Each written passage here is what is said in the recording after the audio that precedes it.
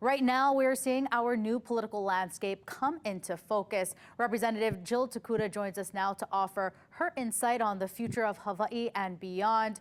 Good morning, Representative. Thank you for joining us. Good morning. First off, I want to, of course, say congratulations to you, and just tell me how you are feeling this morning with your race. Well, very humbled and honored to be given another opportunity to continue to work in Congress, represent our family, our neighbors, our constituents, our communities in Washington, D.C. And so feeling very humbled by the results of our race. Granted, this is not the morning after, perhaps, that we had all been hoping for, envisioning, but nonetheless, just very grateful for another opportunity to serve. And as you kind of were hinting at there, of course, we are going to see new leadership in the White House. Republicans have taken back the Senate. We're still looking to see how the House plays out. But how do you see all of that factoring into your priorities for your constituents? Well, our priorities remain the same. It's all about the people of Hawaii, our constituents, making sure that they're cared for, that they can see a future for themselves here in this place that we call home. And that means housing folks can afford, food on the table, good job, education opportunities. I do think it's going to be a challenge to accomplish all of that in what could be a trifecta of one-party rule. But we have to remind ourselves, we have to be that checks and balance. We have to be the ones to stand up against things that will hurt our communities. And we have to make sure that at the end of the day, we work across the aisle, as I have been, to make sure we can bring home support and help we need. Most importantly, when we go back next week, it's about disaster funding. Every agency that has supported our community on Maui, whether it's FEMA, whether it's SBA, whether it's HUD, whether it's EPA, every single one of them need more money now. Some have run out, as we know, with SBA. And so the first charge of the day, before we even look at the next Congress or the next president, is we need help right now. And that requires us working across the aisle. We'll have to keep doing that into the 119th Congress, but something that I have been doing and will continue to do on behalf of our people. What would you say is the biggest issue that your district is facing right now, and how do you plan to keep working on that? I think it's twofold. I represent every single island. And so that's almost like picking one thing for each child, if you will. But obviously, first and foremost, Maui still needs a lot of help. And so we have got to triple down on our support for our Maui Ohana. Recovery, rebuilding, it has no timeline. This is generational. So that has to absolutely be part of our focus. At the same time, there is struggle everywhere in all of our communities. And so when I talk about a future, seeing a future for themselves here in Hawaii, it's really me looking, in fact, at my own two teenage boys and their peers and asking the basic question: can they see a future for themselves here? Can they see themselves living here, being able to afford a place to live, raising a family, having the kind of opportunities they want in life? And sadly, we know our children are becoming our greatest export. That has got to stop.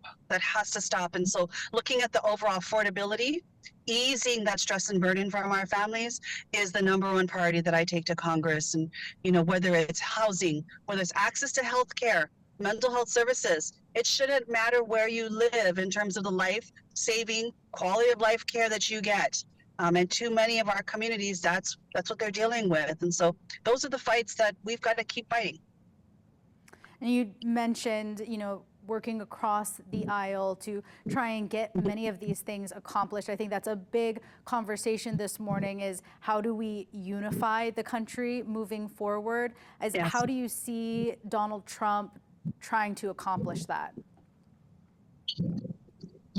As I've told some of my members of my family and my friends, we have got to be the aloha this country needs right now.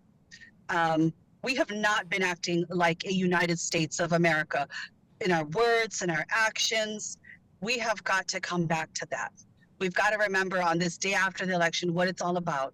It's not about individual political ideals or positions or posturing. It's about people. And if we put people above politics and we really embrace that aloha, we can do good for our collective communities. And regardless of what statements will be made and what actions will be taking, and there will be plenty, I'm sure. Again, it is really incumbent on us to start to come back together and be that aloha we wish to see in this world. at the end of the day. And that's the anthem I'm going to take back to Congress next week when we go back, and it's the mantra that we need to live by. These are very sensitive times that we find ourselves in. And while we don't have active conflicts right now in the Indo-Pacific, as we know, especially here in Hawaii, we always have China, North Korea right there watching, quite frankly, everything that we do to engage in, places across the globe. And so every action has reactions as consequences, as we know. So we have to be very sensitive about foreign policy during this particular time and making sure that the actions that we take don't spur aggression, right? This is all about presenting a position of readiness and strength so that at the end of the day, we keep our citizens out of harm's way. And so definitely, I think there's going to be a lot of reactions to this election. The world will respond, whether now or later, and we have to be prepared at the end of the day to protect our national security and protect our people. And Representative, I do want to ask you about our lines that we saw at our voter service centers yesterday. I don't know if you saw how long those lines were, if you spoke to anybody who, stood outside for hours on end.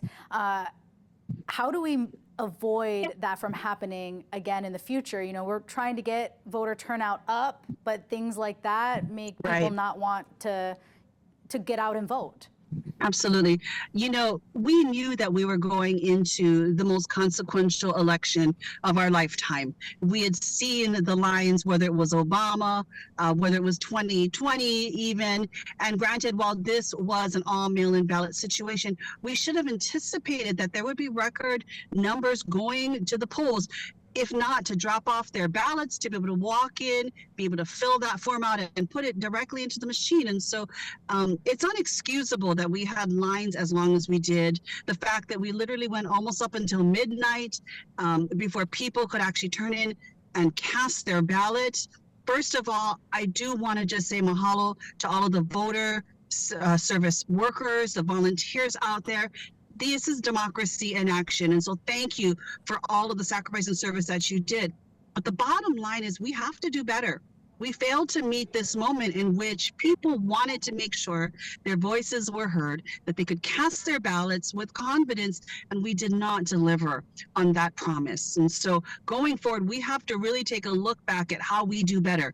And I do feel, especially representing all of the islands, we need more walk-in voter centers available on election day. It's the reason schools are all closed, quite frankly. It's because we used to use their cafeterias to hold the polls.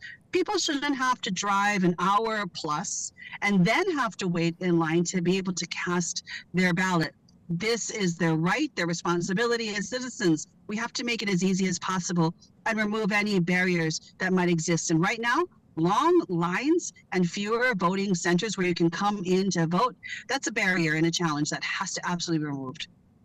Well, thank you, Representative. As before I let you go, do you have a message to your constituents this morning? A big mahalo for giving me this chance. And I know we've got a lot of work to do. No matter where you voted, there's probably a lot of feelings people are holding on to right now, this day after the election, but we have to remind myself that as Americans, we deserve better. We have to be better and act better. And we will be stronger when we come together as a country. And so just a big mahalo to our constituents out there, and looking forward to representing with aloha in Washington, D.C.